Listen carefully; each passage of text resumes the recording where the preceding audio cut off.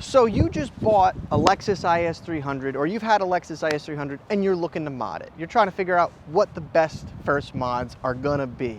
I'm here to tell you what they are. I've had my car for about 11 years. I got it bone stock to the point where it's at now.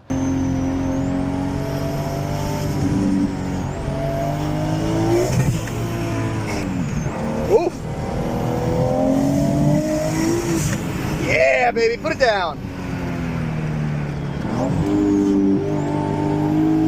At this point, this car is making about 650 wheel, but like I said, it started out as a regular old IS300. So the IS300 is a relatively inexpensive vehicle to get into, so it's a very desirable chassis to start out with. It can go in any direction: drag, drift, time attack, street, rally, anything you can think of. So the car it's rear-wheel drive, it's light, weighs like 3,200, 3,250 from factory, yada, yada, yada. So my main goal when I got my IS was to eventually swap it, which I'm sure on a lot of your ends, that might be the same case. So I wanted to spend my money as efficiently as possible, so I didn't necessarily have to spend it twice down the line. So the motto that I went with was build around power. Everything that the car is gonna need once it has power, meaning an engine swap, let's do that first. So the first thing that I got was actually the Altezza rain guards, because they look cool and they're cheap. They're like $100. The real things that you should save up that are worth it is get a solid set of coilovers. I started out with Fortune Auto 500s on this car. Eventually I ended up graduating to Fortune Auto 510s because the car needed it for the direction that I was going.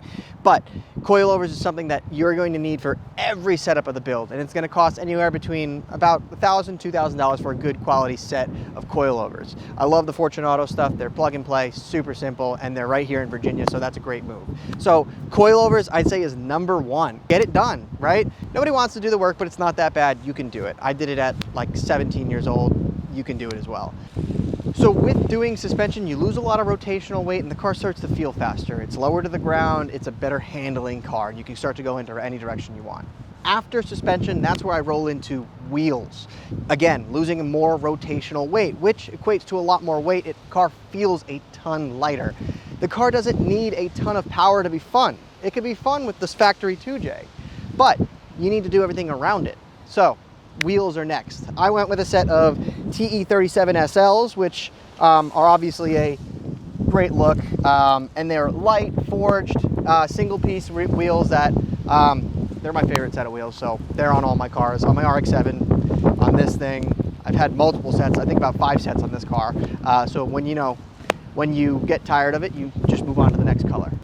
After wheels and suspension, this is where we want to get into weight savings. Brakes.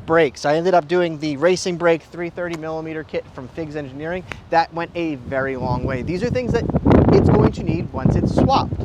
Think about it this way: the more power you have, you've got to be able to stop somehow, and you have to be able to put it down. So that's why with a solid set of wheels and suspension, you can get some thick meats on it, work your fenders, make sure that everything is going to be ready to actually put that power down and handle it when the time comes. So that comes down to more suspension components like SPL traction arms, SPL tow arms, Figs Engineering, super poly bushings throughout. All of those things, those are worthy upgrades that are cheap and you can do over time. And that's the thing.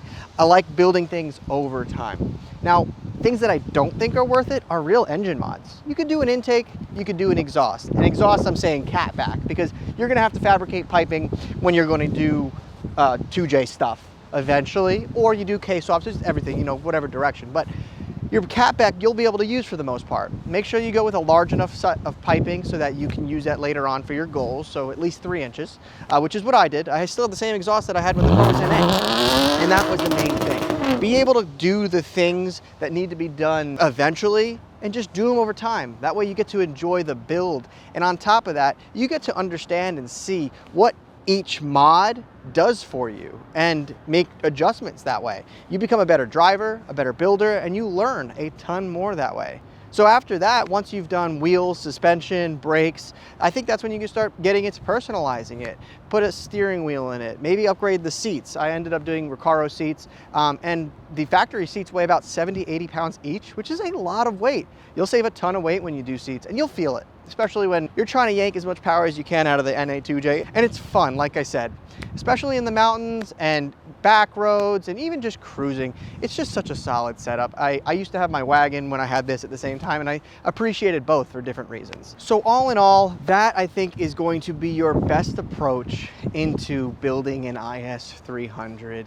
It's going to be different for everyone. Everyone's got different plans. But the moral of the story is make it your own. Try not to spend money twice and enjoy it along the way. Don't just get the car, drop it all in, spend years getting it there, because you'll never be able to fully appreciate it. Do it little by little over time. I think that's the best way to do it. That's how I do it with the RX-7, so I do it with this car and all my cars along the way. So if this helped you, please leave a like, subscribe, do the whole thing. I got more of this every Friday. I'm gonna get in and drive now. See ya. Unfortunately, there's no proper roads for us to do any hits on, but we'll warm up the tires here.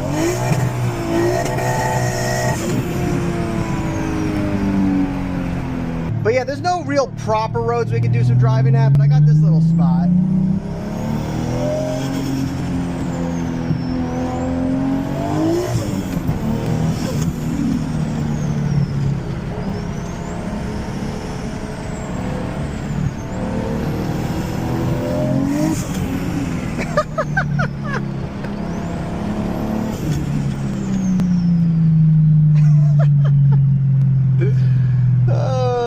Like I said, nothing crazy, but it's a nice little spot.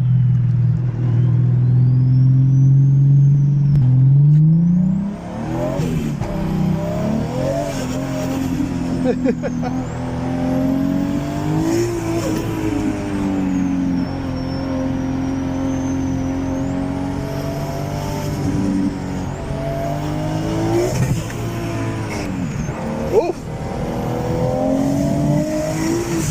Yeah, baby, put it down.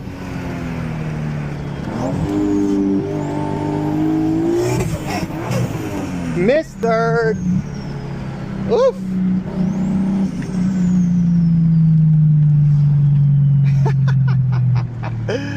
Oh my gosh.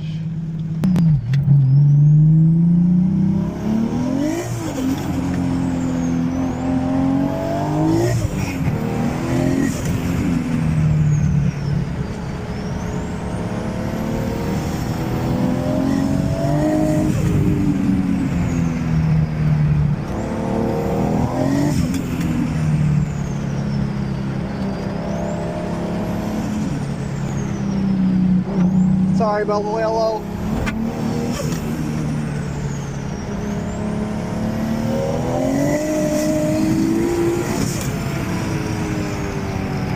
Heart's racing. But yeah, so if you mod your car in that succession, you could eventually do stuff like that.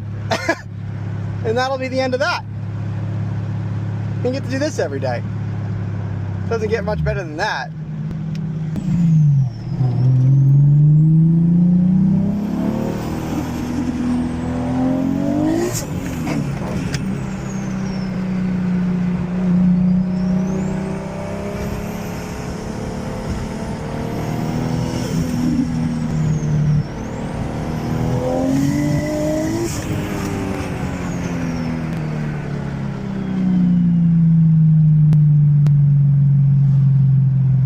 Call that a day.